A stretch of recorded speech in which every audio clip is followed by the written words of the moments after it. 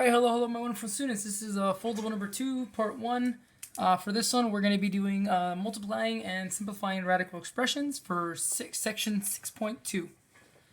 Once again, we're all going to assume that all variables are positive, therefore there is no need for absolute values. Okay, so get to the first part. These are kind of like really dense because there's a lot. I wanted to make sure you guys got a good amount of examples for this because there are a lot of different versions of what we're going to be doing. I want to just make sure I try to cover all the possible versions to make it easier for you guys in the long run. All right, so the first one. First one, we have the cube root of 6 times the square root of 2. Because these have different indexes, if you notice here, this is a cube root and this is a square root, there is no further things we can do. So this is already, I almost forgot to spell already. Simplified. This is already simplified because the index or index is, I don't know if that's an ES or just an S, but the indexes are different. So we cannot do anything further because of that. Let me see if I can move my lighting to get a little bit better. I can't tell if it's better, but to me it feels better, so I'm going to use it. All right. All right. So the next one. The next one we have is the cube root of -4 times the cube root of 2.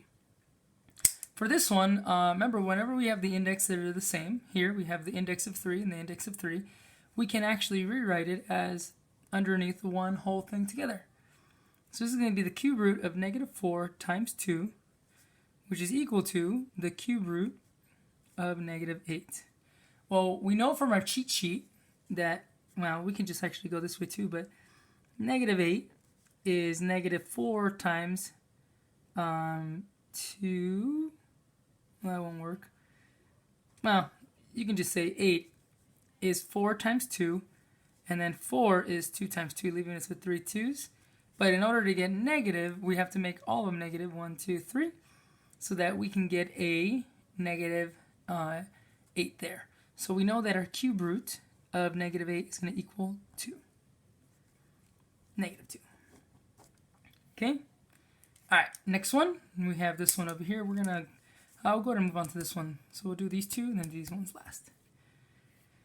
This one here we have the square root of 81 times the square root of 36. This one, because it's kind of broken down already for us, we're just going to go ahead and rewrite it as such. So this is going to be equal to the square root of 81 is actually 9 times 9. So we're going to just write it as 9 squared. And 36 is actually 6 times 6. So we're going to write it as 6 squared. And this will come out as This will come out as 9 times 6, which is equal to 54, and this would be our simplified form of this one. The next one, we have the square root of 3 times the cube root of 27. Once again, these have different indexes, but this can be simplified. So even though this has a different index, we can't combine them, but this can be simplified. Whereas this one up here, neither of these can be simplified according to the indexes. So that's why this is already simplified for this. You can go. But this one, the cube of 27, which we already know is 9 times 3, but 9 is 3 times 3. So we can actually rewrite that as, let's do it in blue. We can rewrite this as equal to the square root of 3 times the cube root of 3 cubed, but the cube root of 3 cubed would come out as 3. And it's just going to be multiplying the square root 3. So our simplified form is going to be such. Throw a little equal sign in there. All right. Oh, excuse me.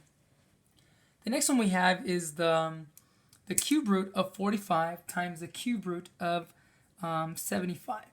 So the first thing we're going to do is we're going to break down both these numbers. We have 45. We're going to break it down as 9 times 5 And then we're going to break this one down as 3 times 3. So we have a 3, a 3, and a 5. And we're going to do the same thing with this one. We're going to break the 75, just do it in different colors so we don't confuse ourselves a little bit. We're going to break the 75 down as, let's do it at 25 times 3, because 75 is 3/4. And then this one ends up being 5 times 5, so we have 1, 2, 3 numbers here for our primes as well. Well, that works out pretty nicely for us, because what we had before, which was the cube root of 45 times the cube root of 75, can be broken down as the cube root of 1, 2, 3 3s and 1, 2, 3 5s. Oops, 5, 3 of those. So it kind of like worked out really great actually, because now we know we have the cube root of 3 cubed. This is going to be 3. And the cube root of 5 cubed is going to be times 5. So all we're left with is just the one we have, 15. All right, last but not least, we have this one over here. We have the square root of 18 and times the square root of 50. So once again, we're going to break this down as 9 times 2. This one's going to be broken down as 3 times 3. So we have a 3, a 3, and a 2. Then we're going to get 50 and break it down as 25 times 2. And the 25 can be broken down as 5 times 5. And once again, we're going to go ahead and we have 1, 2, 3 things there. So we're going to rewrite this again, the square root of 18 times 50. But when we break these down, this is actually going to be the square root of 1, 2, 3s. So 3 squared, no other 3's left. There is actually 2 5s as well. And there's 2 2's as well. So we kind of works out there for us. So now we know this can, the square root of 3 squared is 3. The square root of 5 squared is 5. And the square root of 2 squared is 2. So 3 times 5 is 15. And 15 times 2 is 30, which is our simplified form.